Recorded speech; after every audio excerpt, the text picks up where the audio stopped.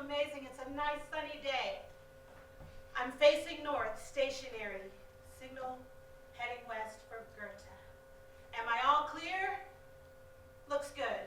I go to make my turn, clear the first lane just fine, but just as I'm entering into the second lane, I see an SUV appear from out of nowhere, barreling straight toward me. My life flashed before my eyes. Emphatic statements I either said or heard came flooding to my memory. Don't turn around, bitch. You better not come home. I will never trust a man. I'll never get married. In that moment, it just barely misses the back of my car. Thank you, Jesus. I arrive early. I pull to the side to check my makeup. I'm primping in the rearview mirror. Just a little more Ruby Woo will do. Ruby Woo is only the most fabulous red lipstick by MAC. You're welcome. And as I'm looking in the rearview mirror, I see another SUV heading straight toward me, and this time, this rather large, angry man is getting out, and he's heading straight toward my car. His eyes are angry, his brow furrowed, his fists are clenched, his teeth are clenched, and he is locked and loaded, headed straight for me. I begin to fear, and roll up the window. I'm rolling up like this because if I did this, would you know I was rolling up the window? Okay, all right. I'm rolling up the window just in time. Just in time. He's banging on my window. Get out of the car! Get out of the car! I'm wondering who on earth is this? Is it a police officer? I'm searching for clues. Is he undercover? Get out of the car! You did that on purpose! And I realized this is the man who nearly hit me. He had turned around and followed me to Dearborn Park. Now, you would have been so proud of the Dearborn Parkway residents, out walking their furry little children, all clad in Burberry sweaters, Chanel jackets, and Cartier jewels. They had my back. Get away from her car! Leave her alone! And he turned to them and said, you mind your own business! I thought, do I detect a familiar accent? I began to roll down the window just a skosh to listen. Mind your own business! We're gonna call the police on you! I asked him the only logical question to ask in this moment. Excuse me, are you Arab? You just lied! He didn't hear me. Excuse me, are you Arab? In that moment, he turned and he looked at me and, yes. Next, I did what any terrified woman would do. I looked in his eye, put my hand on his chest, and I said, Marhaba, which means welcome. Marhaba. In that moment, it was as if I touched his soul. I saw his furrowed brow relax into cascading emotions, first perplexed, then almost ashamed. Marhaba. I just wanted him to feel any bit of love in me by sheer osmosis that I see you. I see you. He just humbly said, it's okay, it's okay. The Dearborn Parkway residents had stopped and were looking on. And in that moment, he says to me, how do you know Arabic? And I wanted to tell him of all the times my husband and I had traveled in the Middle East and how we'd gone to Petra and how I'd floated in the Dead Sea with my entire family.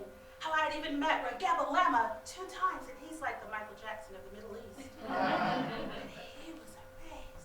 I said, there's so many beautiful things about your culture that I had a chance to enjoy while in Dubai and different places.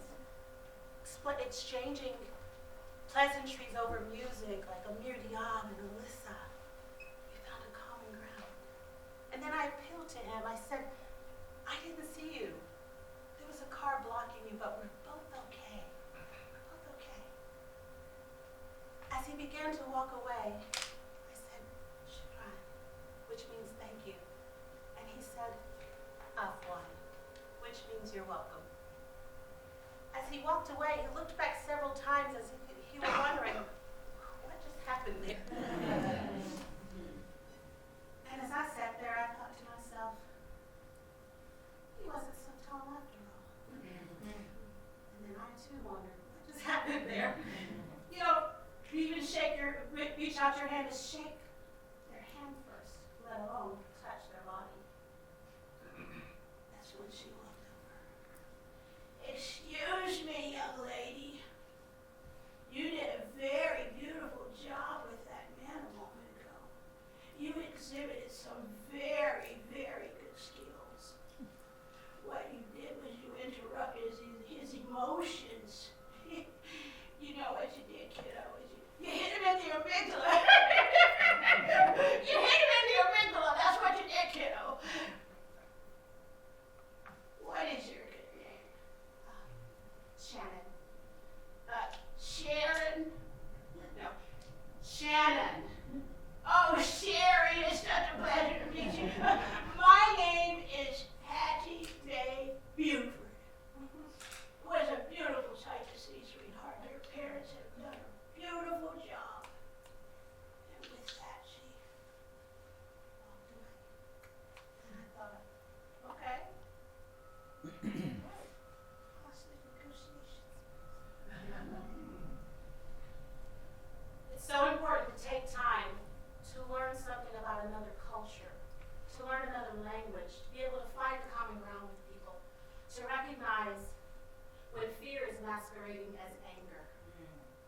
Who knew I'd have to travel all around the world in order to gain hostage negotiation skills? Well, I am your singing hostage negotiator.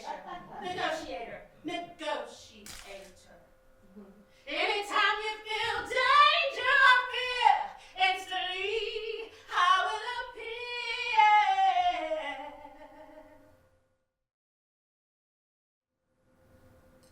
You know, we can turn on the television and have instant danger, anger, and fear served right up to us. Halloween, 1969. The young newlywed couple have settled into their brand new home with their baby. As they go to lay the baby down, an ethereal baby tune set to repeat, they begin to settle in for the night. The embers of the fireplace are smoldering out as they lay down to rest in their brand new bed. Visions of all the great things they're going to do in their new town. The night was still. The only light was the moon.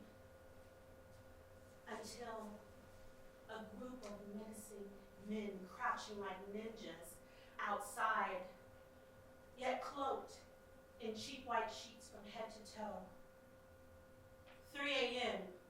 and a new light pierces the darkness as the wooden backdoor frame is set afire on the back porch.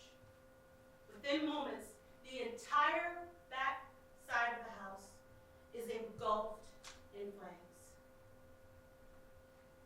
Smoke entered into the baby's room first. The baby began to be a bit agitated, whimpering,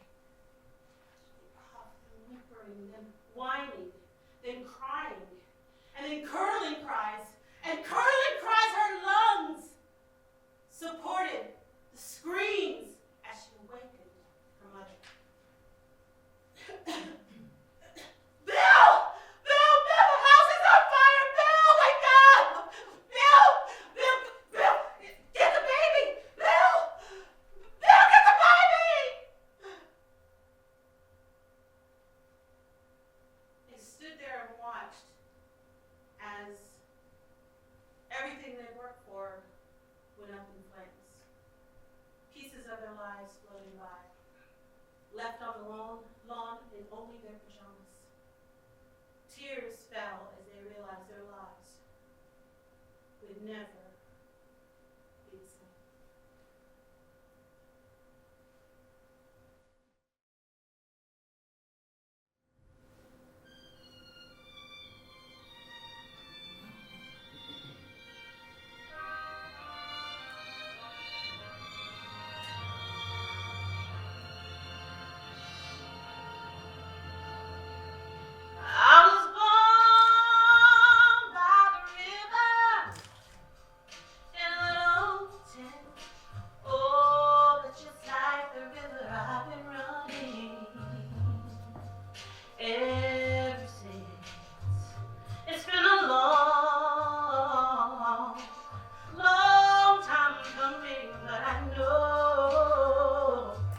change is gonna come. Oh, yes, it will. It's been too hard living, but I'm afraid to die, 'cause I don't know what might be up there beyond the sky. It's been a long, long time coming, but I know change is gonna come. Oh, yes, it will.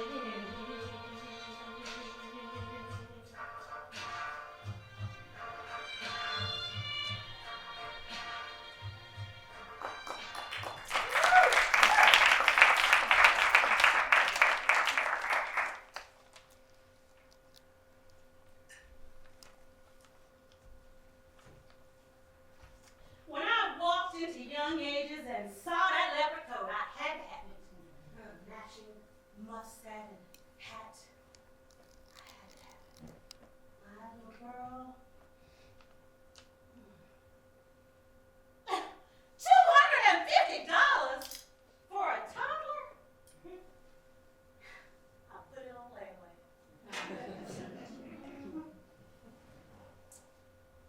When I see that leopard coat, it reminds me of my innocence.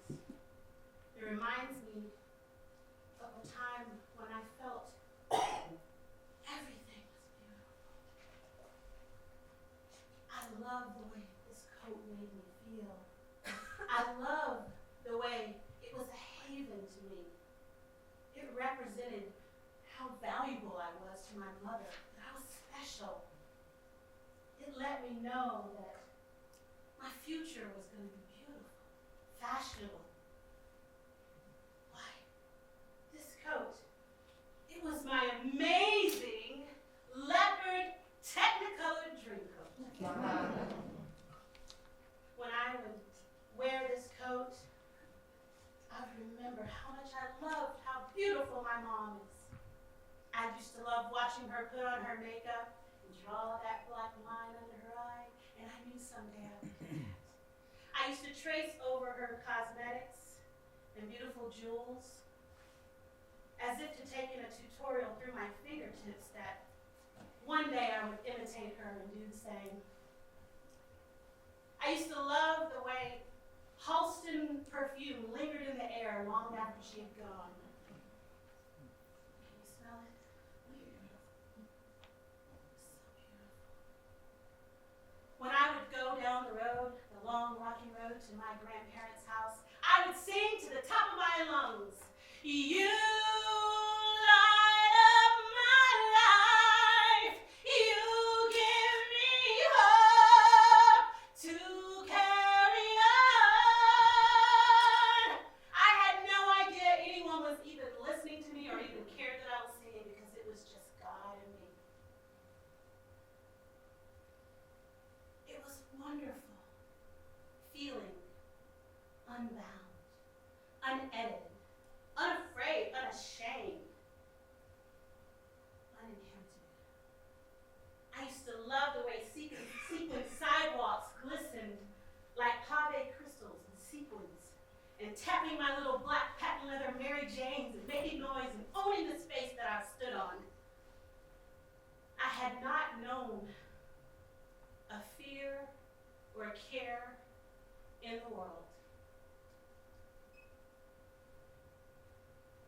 My next door neighbor, J.W., John Wilson Patton, was known for being a great piano player, great musician, and he wanted to set up a children's choir, and I wanted to sing in it. I talked to my mom, and she allowed me to go to rehearsal once a week with J.W. Oh, it was wonderful singing in that choir. They used to call me Little Aretha. I didn't know what that meant, but I did love singing, what a friend we have. Ooh, we have in Jesus. I tried to embody it, and I loved singing in that children's choir.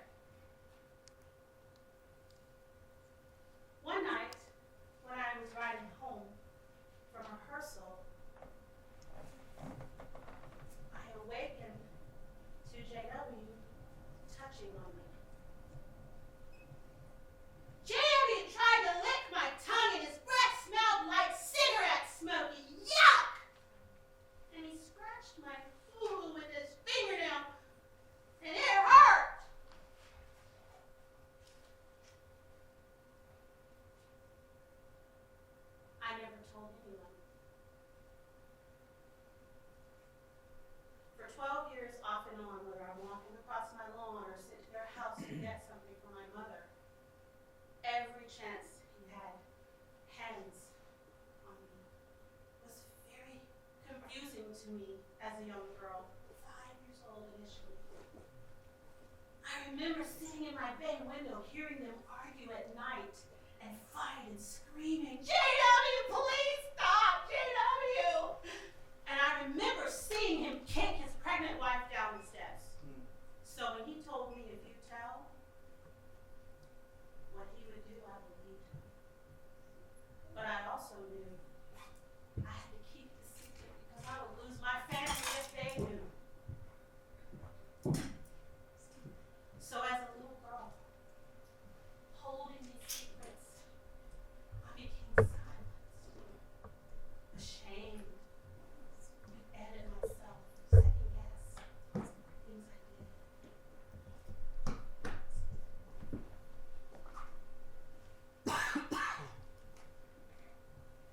I had to reach deep inside to find a hero somewhere to help me through. I praise God for help keeping my secret.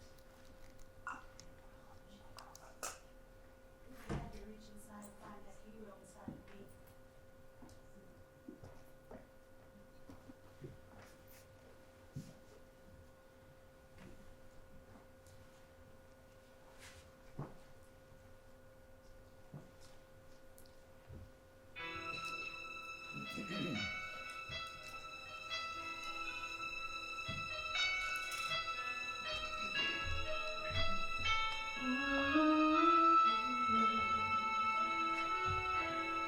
There's a hero.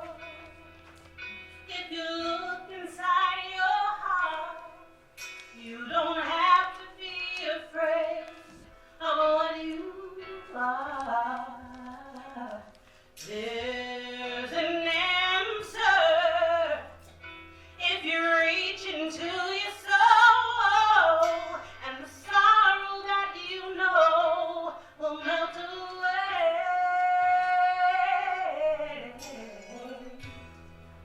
And then a hero comes along with the strength to carry on, and you cast your fear aside, and you know you can survive. So when you feel like hope is gone, look inside you and you be strong. You'll finally see the truth that a hero lies in you.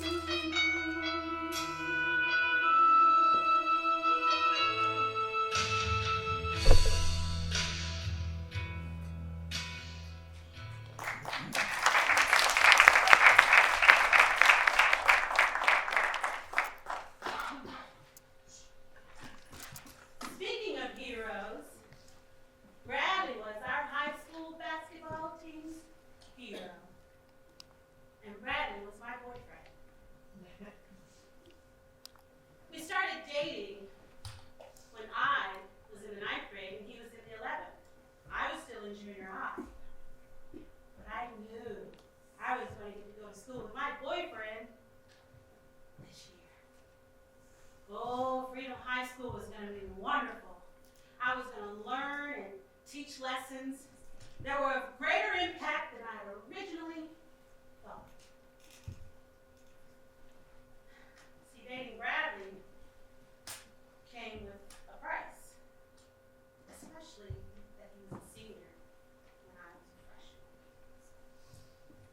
Oh, there was a group of girls, unrelenting bullies, constantly walking on my heels every time I was alone on my way to class. Don't turn around, you think you're bad. Good head. I didn't dare turn around. I was terrified of these girls. Oh, God, I don't even know why they don't like me. I mean, if they weren't so mad at me, maybe we could even be friends. But there was no friend in these girls. They hated me. They loathed me. One day, I got word that they were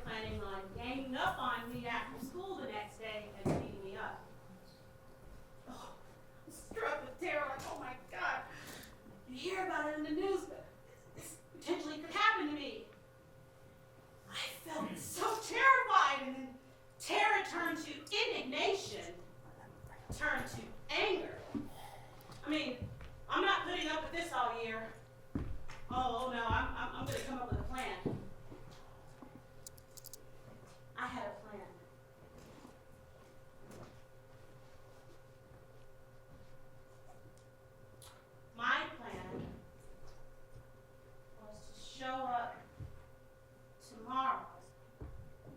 So I throw the first punch earlier in the day.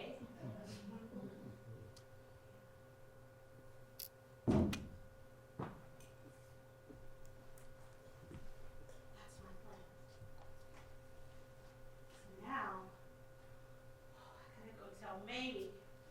And, see, Mamie, my mom, well, she was Mamie, and I didn't know what she was going to say about this, but this has to stop. It's fight or flight, and I'm not going down tomorrow.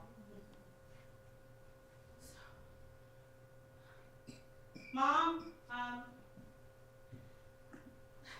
tomorrow after school I have to get into a fight because I heard these girls are going to beat me up after school, and I want to go in earlier, and I want to throw the first punch. And I might get suspended from school. Mamie gave me the sweetest, most encouraging and thoughtful, wisdom-filled advice. She said, okay, you can have your fight, but you better not come home with your feet. Oh my gosh, I have permission to fight my battle on my own terms. Oh yes. So I went to our guest closet, took out my father's Army steel-toed boots, and set them at the foot of my bed. And luckily he was a small man, because I also took out his Army fatigues. Set him on my bed. Oh, I was determined.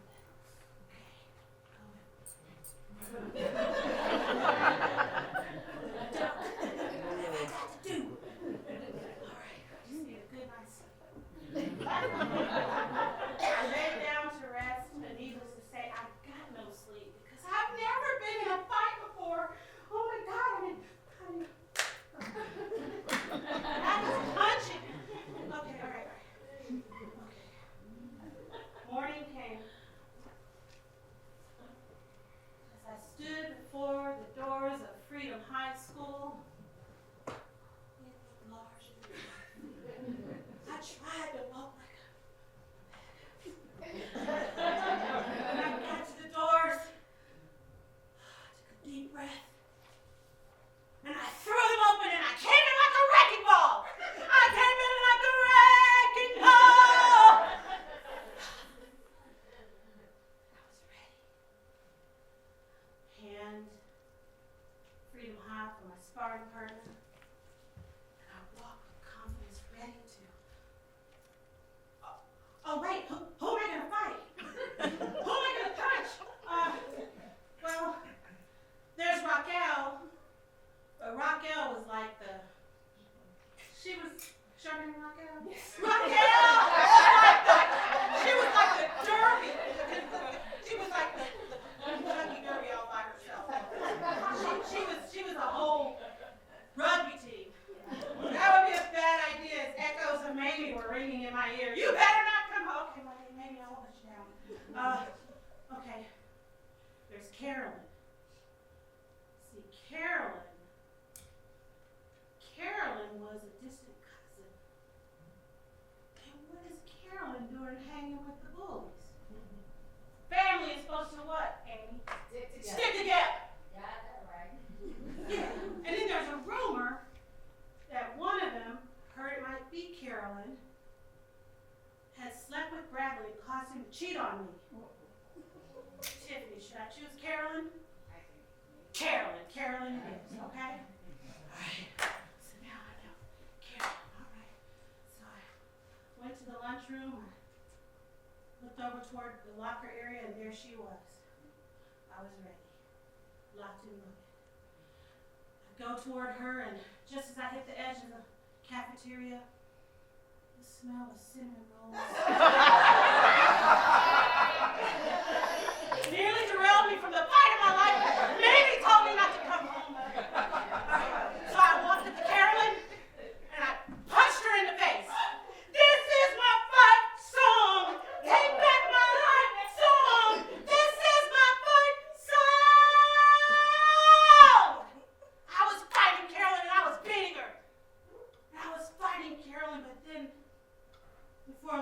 didn't see Carolyn anymore. It wasn't Carolyn I was fighting. It was all those times I was bullied. It was all those times I was marginalized. All those times I was silenced and made to feel small and powerless. Well, I was taking back my power today. I wasn't putting up with this any longer.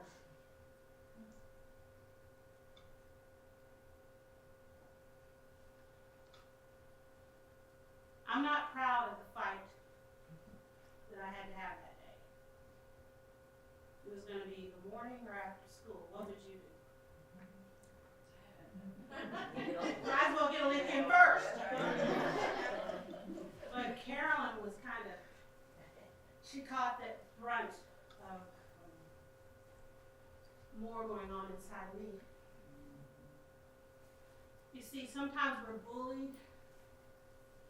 The only answer is to meet the bully where the bully lives.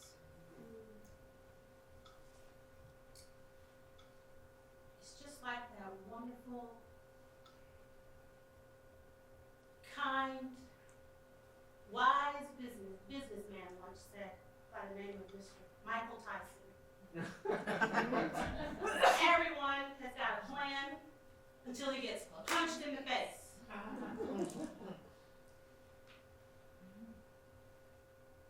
Yes, I learned some powerful lessons at Freedom High School and taught them.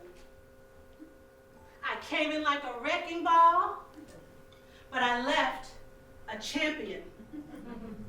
And I did it with one punch.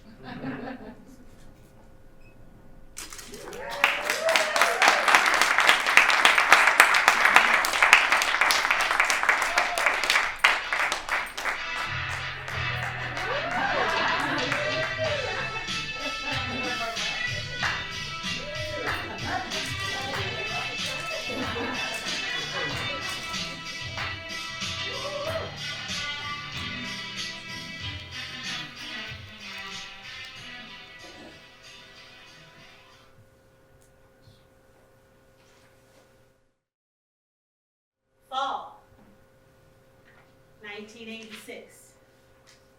I'm in my first year of college. My newfound confidence, I was ready to take on Atlanta, Georgia, at Barkley Fashion College. There were 6 roommates, all living in Buckhead. We were out after a night of dancing and fun. We decided to go to this tiny burger joint by the name of Crystal. Ever heard of Crystal? Ever heard of White Castle? Ever had a White Castle? Those little tasty square burgers, tasted with onion topped. Tasted great to college students. But just as we were wrapping up our last bite, in walks this entourage of gorgeous models. Wow, they all look like they belong to the DeBarge family or Bruno Mars family. I noticed one of them had on this long maxi coat down to the floor. It was a tall drink of water, and he looked great in that maxi coat. In that moment, I felt haute couture myself because I was wearing my maxi coat down to the floor, except it was blue jean, dark blue jean with matching boot cut blue jeans and a nice wedge heel. I felt so beautiful. One of them turned to us and pointed and began walking over our way. As he came to the table, "Hi, ladies, what are you up to tonight?" "Oh, nothing. Would you like to come to our home for some Dom Perignon and a nice party?" Well, I looked him over to see if he was the roofing type. Pretty nice looking, and sure, we'd love to come. Okay. He continued to order, then he came back, and this time he touched my hand and said, "You, why don't you join us in the limousine?" I was like, a limousine? Cool.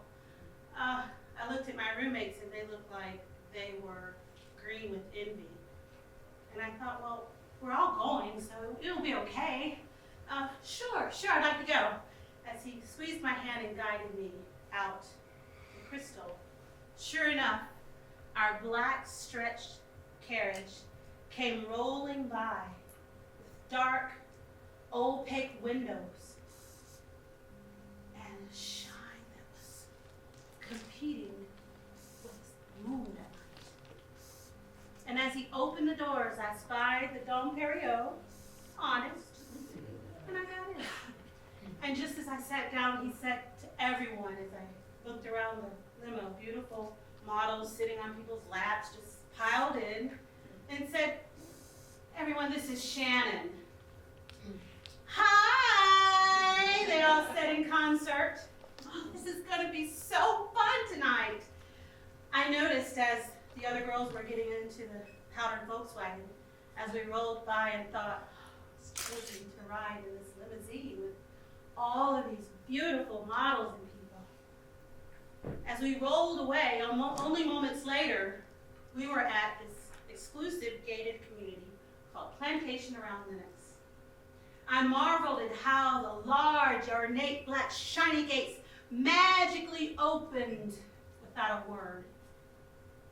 As we went through, I turned back to look to see that my roommates were going to make it through easily as well. And I noticed that that Volkswagen Bug continued on past toward our place, and they had gone home without me. Oh, my heart sunk like, oh, okay. I don't know these people. I'm here alone with these people, and we go under this concrete driveway, and before long, we come out on another side. I have no idea where we are. We are under the house that we're going in. As the doors opened, everyone exited so quickly that one was left in the car, grabbing the bottles of Dom Perignon, and he said to me, here, hold my wallet. And he was handing me a bottle, so I stuck it in my pocket, and I grabbed the bottle, and he was guiding me up the steps, and just as we were going up the steps, I was thinking about all the moves I was going to put on them. A little bit of Reebok, a little bit of prep. It's really good. I'm going to have some great conversation, meet the Spellman and Clark girls who were there, all of us in college at the same time. And as I get to the top rung, I turn and I'm staring at a vast, dark, empty living room.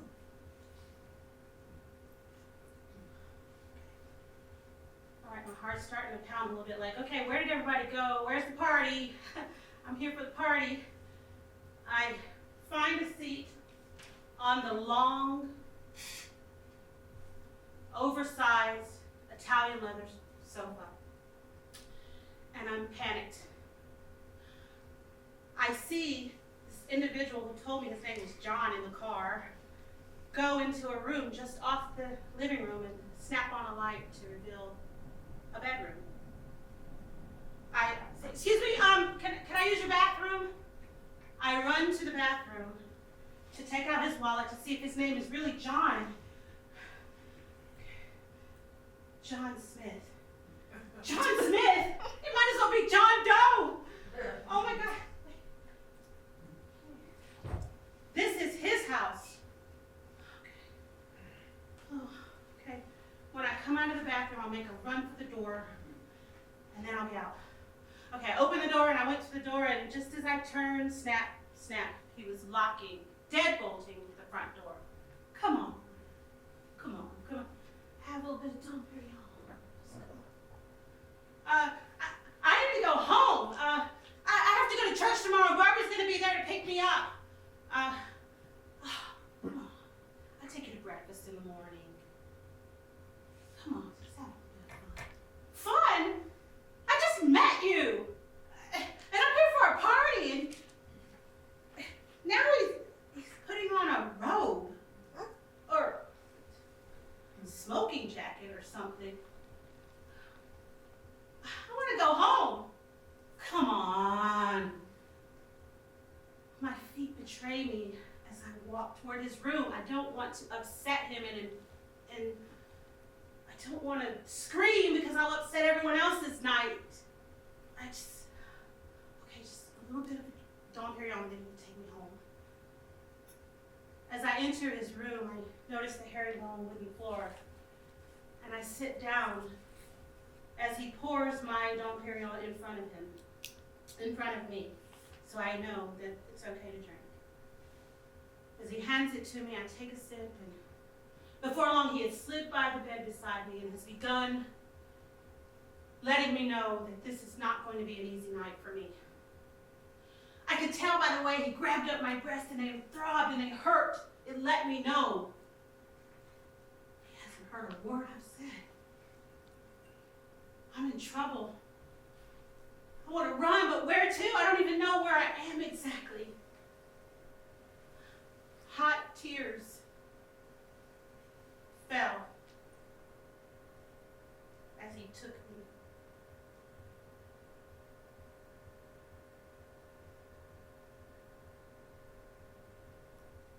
I said no. As he lays here asleep. So how did I let myself get in this situation? I mean, he was good looking and everything, but I didn't want him. I wanted to party, have a good time. And yet here I am,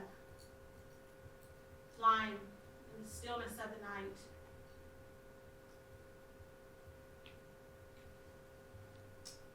Just before dawn, I awakened. I had a headache, but not from a hangover, from my night of terror. In my heart, I knew that just relaxing would make it violent. And I thought, he's probably a decent guy. Shannon, come on. I got in the car. Should have known. As I finally get him awake, I tell him, I need to go home because Barbara's going let's go to lunch. Go to breakfast. Take you to breakfast. He's obtuse. He doesn't hear a word I'm saying. I need to go home and change clothes first. He agrees. We arrive at my dorm apartments. He pulls around back to let me out so that I could go in and change clothes. As I opened the door to his luxury vehicle and stepped out into the sunlight, I kept walking toward my apartment, putting distance between John Smith and I, until I got to my back door. And I got to my back door in just enough time to hear the doorbell ringing. Barbara was there to pick me up for church. I walked from the back of my apartment across to the front door of my apartment and out the door. I never even got to shower. And now this beautiful maxi coat and jeans that once made me feel so beautiful and amazing now fills me with shame. I was rused by Dom Perignon, beauty, and a shiny black limousine. I was lost.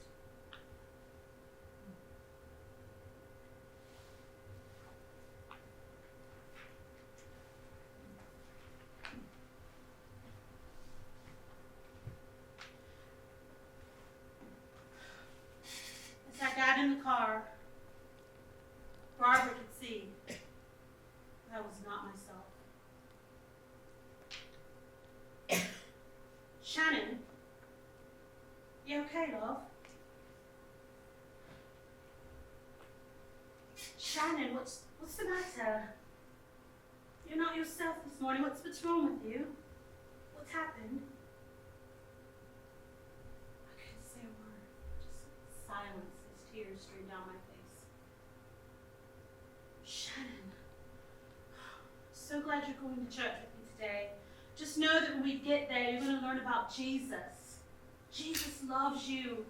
no matter what you've done, no matter what it is. Today you're going to learn about someone by the name of Mary Magdalene. You're going to learn about her story and how Jesus loved her, he didn't judge her. I'm sorry you hurt him, love. It's going to be okay. As I sat in church and listened to the minister preaching, all I could do was sob. And I remember hearing that message that Barbara talked about, that Jesus loved me, that Jesus had given his life for me, had placed so much value on me, that he gave his life for me so that I could be changed, healed. I heard about Mary Magdalene. What an incredible story. But as I heard her story, how this mob of people had found her in sin and had thrust her before Jesus and wanted him to stone her for her actions. How Jesus had turned to every one of them and said, you,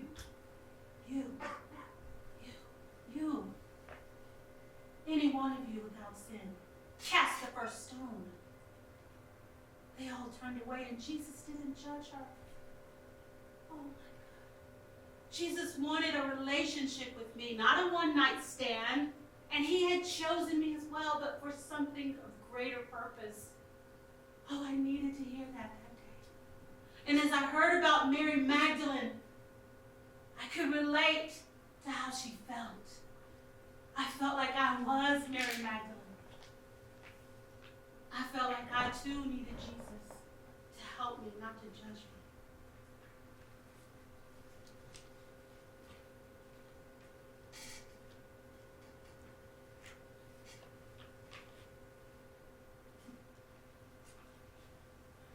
Heard how she had made her way through a crowd and poured a jar of perfume worth a year's salary in gratitude as she wept and washed his feet with her tears. Oh, so much like Mary.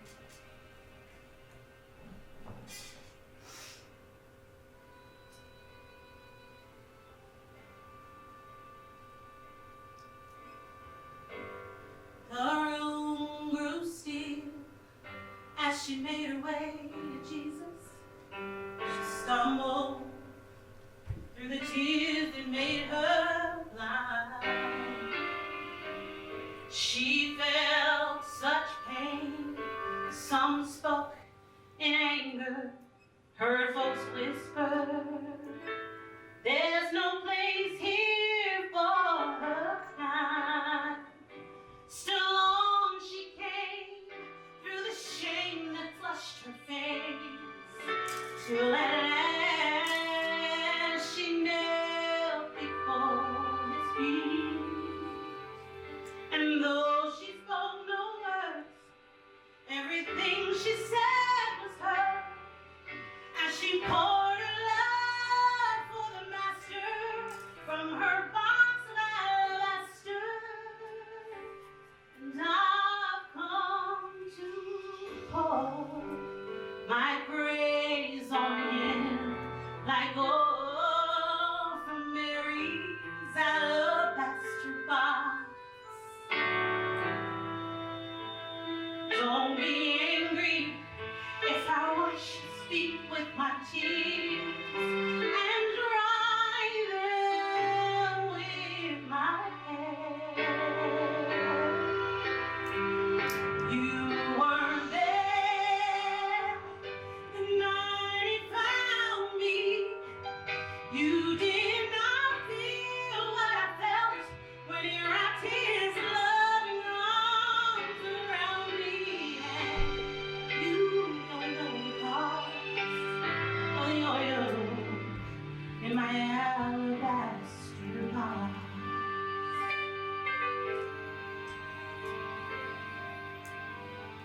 I can't forget the way life used to be.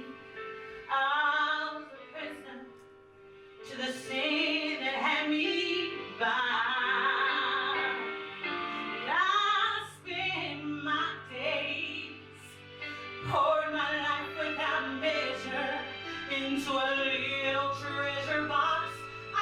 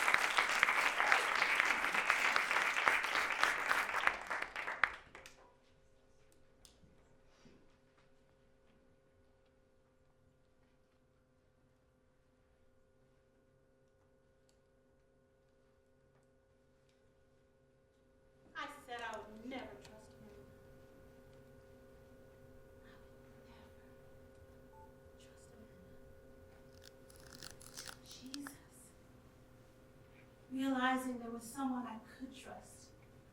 So I made a decision that I was going to lead a celibate life and wait for the right man to come along.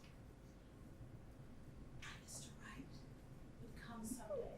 I would pray for him. I didn't even know who he was, but I prayed for him.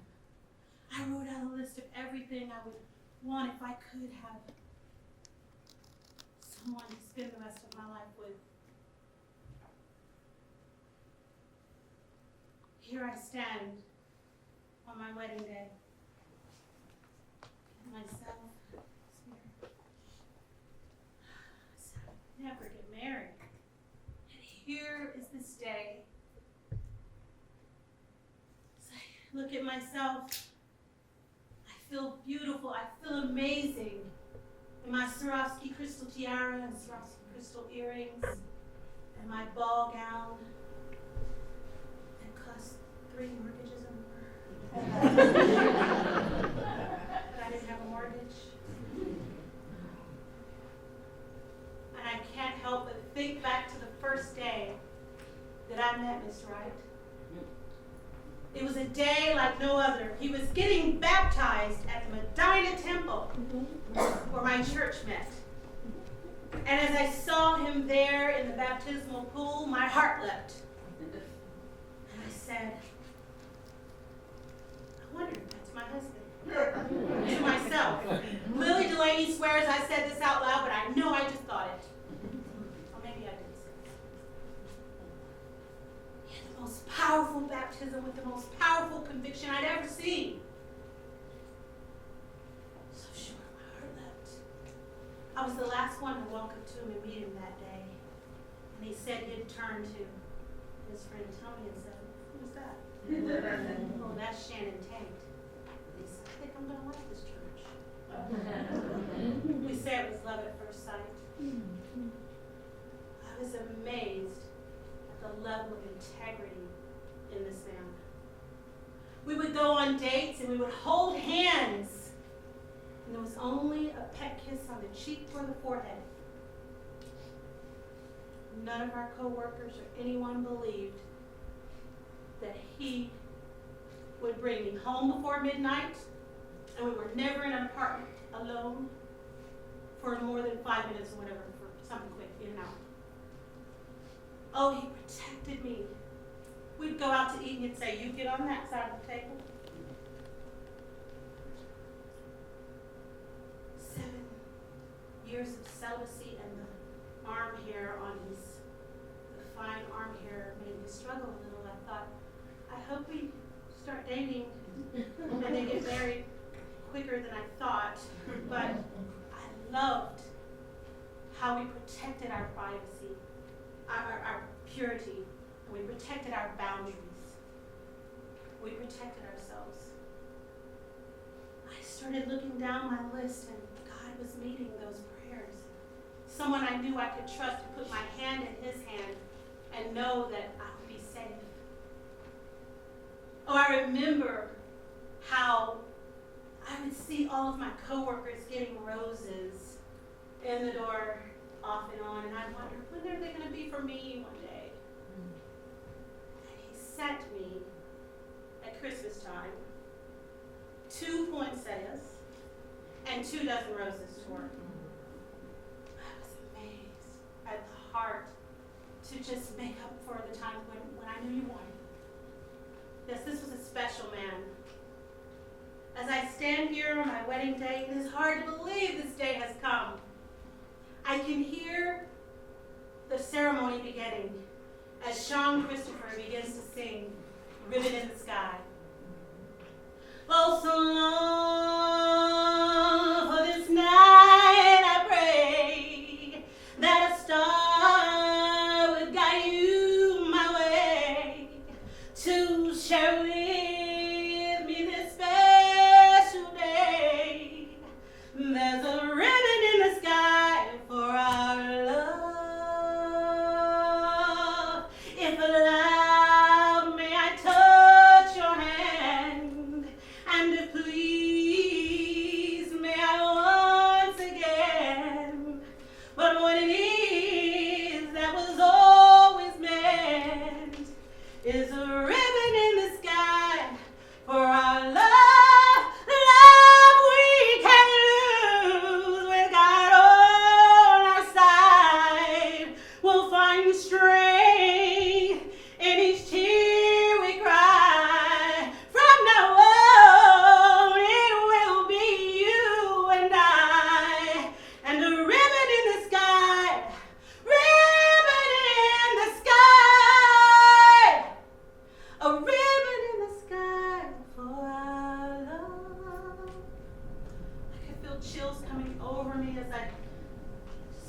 remembered He's taking care of me, I can say yes. Next, I hear this laughter in the church sanctuary because Kelly wanted to switch things up and come down the aisle on his own song. So when the ministers walked out and Kelly wasn't there, they're all looking for him. Oh, he comes down the aisle. He wakes up each morning to Sam Cooke's song, When a Boy Falls in Love. He wakes up each morning with a smile on his face when a boy falls in love. Oh, people love that. And then there was the miniature bride and groom that looked like a mini Kelly and me. I loved knowing that they were stealing the show as everyone oohed and awed. It's almost my turn, and I knew I wanted to sing this song, these special lyrics I'd written to Kelly. And everyone said, don't you sing to him coming down the aisle. It'll ruin your makeup. And the thought of black runny mascara coming down my face did not make for a great video, so I'm going to try anyway. So against my better judgment, it's almost time. My event coordinator motions for me to come on down the hall. And as I stood before the French doors, I could feel my heart beating in my ears. I knew that across this threshold that my life was going to be different. It was about to change. I knew all I needed to do was take the first step into my new life. I said I'd never trust a man. I said I'd never get married till I met Mr. Wright with a W.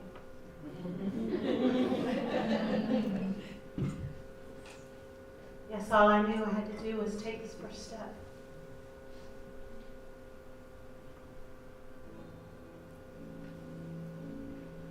This is our wedding day, and I'm yours forever and always. So I'll go, 'cause I know I'll think of you every step of the way.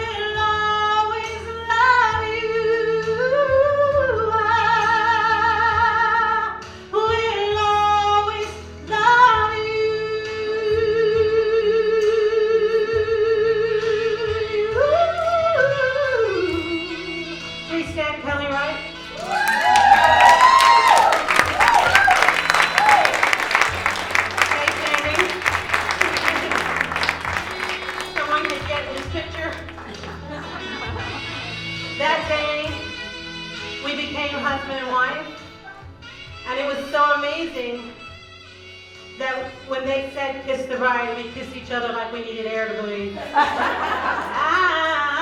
hope life treats you kind, and I hope I'm all that you dreamed of, 'cause I'll bring you joy and happiness.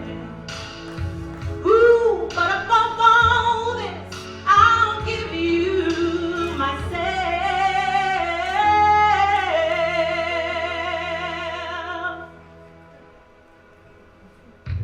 And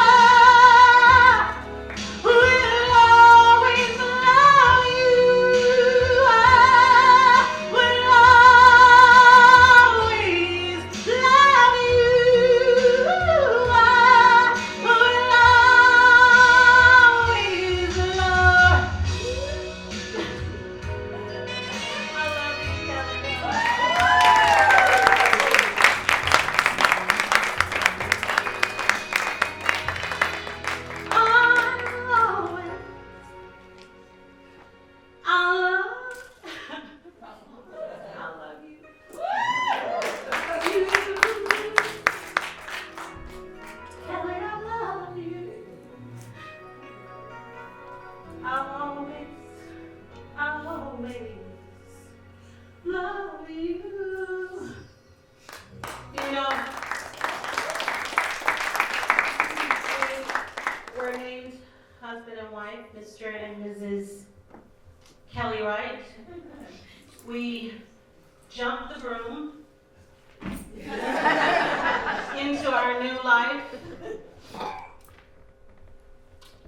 And what an amazing ride. I know I said I'd never trust him and I'd never get married, but I said I would never have kids. And my sons are sitting right by him. So this is a surreal moment for me. I just knew I was going to get through this without crying tonight, because I've been through it. But you see, Kelly beat cancer this year. Yes.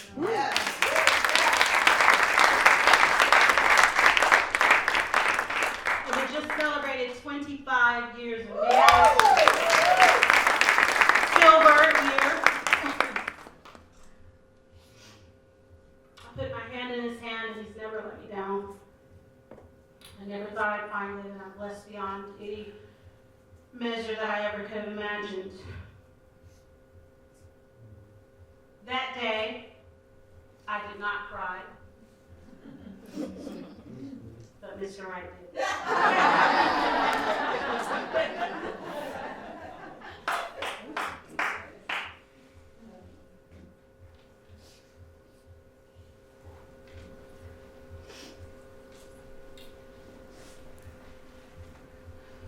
Stand here. I need a tissue. Thank you. I've gotten some of mine.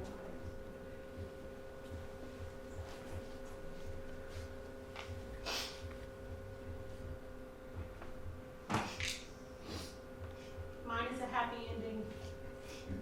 It took a lot of decisions to fight for the right reasons, to take the time to learn the truth, yes, to talk things out, but to live a life of grace and resilience. People often ask me, where are they now, for the people who passed my way throughout my life. John Wilson Patton died just a few years ago, disgraced and in prison. I don't gloat over that. I've forgiven him, but that's what happened to him. John Smith, I'm sure he got what was coming to him. How could you not? Carolyn, you know, Carolyn is a product of her environment, because her mother wanted me to come over a little later that day so we could try to talk some things out. And she held me down and let Carolyn get a couple licks in on me.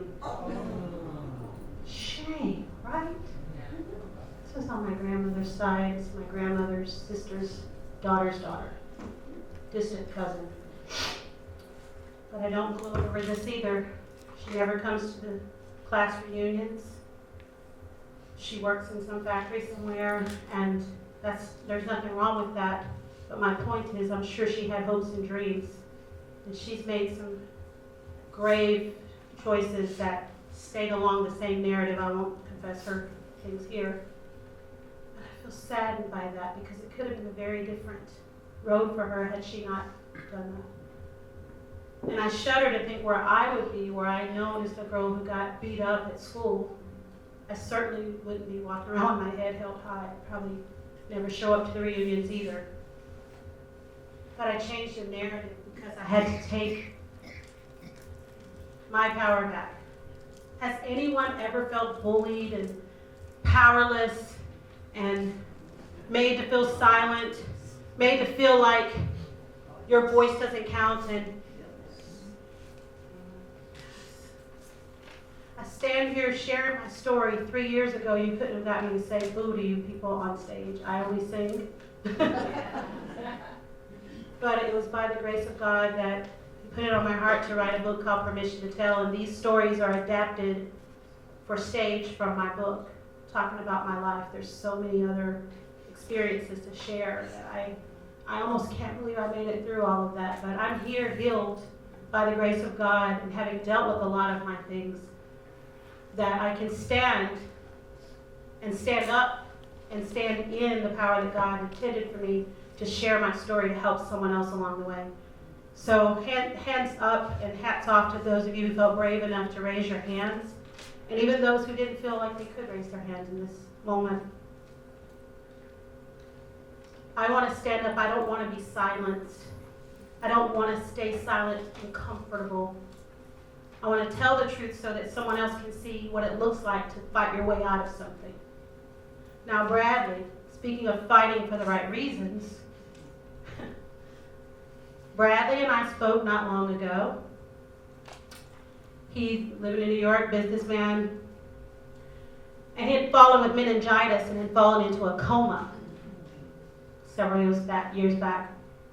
And I had panic come over me because I never said goodbye. See, that night that I last saw him, it was Fat Friday, and they were playing against the away team, our rivals, and I had seen a gentleman by the name of Mark across the way. We locked eyes. He made his way over to me on our side of the basketball court, and I walked across the basketball court just before the game was over with Mark and left, and I never spoke to him again.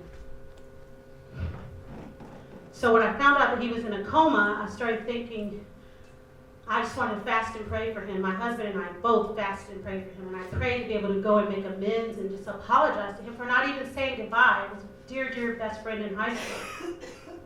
And I found out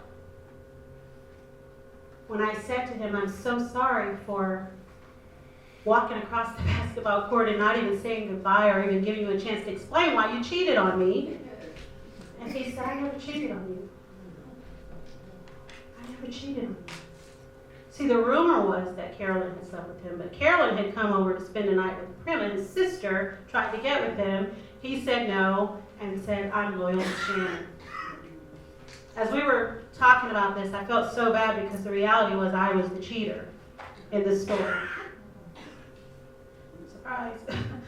I didn't know. But what I was grateful for was the reality of how important it is not to latch on to narratives that are false. Vet them, make sure they're true, because I would have probably not been walking around saying, I'll never trust a man, I'm never getting married, or, maybe we would have broken up in some other way. But he told me that while he was back home, when we were talking, he had run into Carolyn as an adult. And Carolyn said, I'm sorry about all that stuff that happened back in high school. Do you think we could go to lunch sometime and just talk? He said, no, I'm still loyal to Shannon. Now, when he told her that, he still didn't know why I had walked across the court. So he and I got to discover the truth 20-some years later. So be careful what narratives you latch on to. That's my point with that. And as far as Mamie, well, Mamie is awesome. We have our own hashtag, I am Mamie Tate's daughter, because I'm grateful that my mother gave me gumption. She gave me grit. She taught me how not to take anything from anybody. Not in a way that you have to be so tough, but just stand up for yourself. So as I stand here, I fight not to ever be silent, because where's the baby from that night? I am the baby. I could not even be here today had I not cried. And the reason my parents are my hero is because they never told me anything about the KKK burning down our house till a couple years ago. I didn't even know that story. Bostic, North Carolina, 5 houses were burned down that night. They did not want people with any color in their area. It's ridiculous. My stepfather tells me every time he thinks of that night that he thinks of me as their hero for saving their lives. And I might have been an unwitting hero that night. That's amazing to me that my parents are my hero, because they could have let this isolated situation cause them to raise me with hatred and bigotry. We have enough of that going around in the world right now. I would not be the kind of person who could have dealt with the Arab gentleman who really wanted to sock me in the face that day. He was just afraid. Being a parent, having children, I taught them that sometimes mommy might seem like she's mad, but I'm really afraid. If you're running toward the street, get away from the street, come back here. You know, kids interpret that as mom is so angry. Mom is afraid. Being a mother, having my children, the scriptures are clear when they say children end up saving you. Demetrius and Zach, can you please stand? Actually, Demetrius, Kelly, and Zach, could you come down to the stage, please? Having my children has taught me a lot as well, but I stand here today in my story. I have so much that I'm still working on with it, but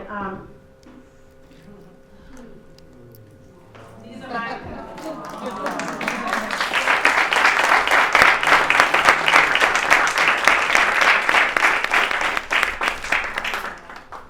These are my hearts. I'm so grateful for them. Zachary, 18 years old. Demetrius, 20. Feel free to have a seat, guys. I'm just grateful that God did bless me.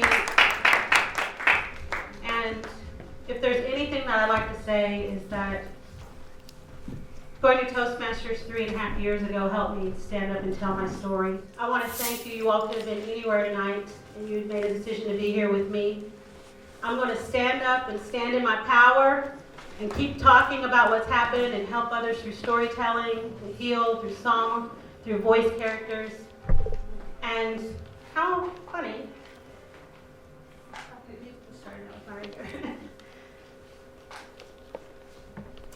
This show is about what I can give to others. That's why it's called Love, Shannon XO. It's not about self-aggrandizing or you come and, pump me up or whatever. I have something to say, and it's my goal to say it by all kinds of creative means. But again, I want to thank you all for being here. If you'll please stand up and stand with me, I'm going to stand up, stand in my power, and keep speaking. And I pray that something I've said today has encouraged you in some way. Love, Shannon XO.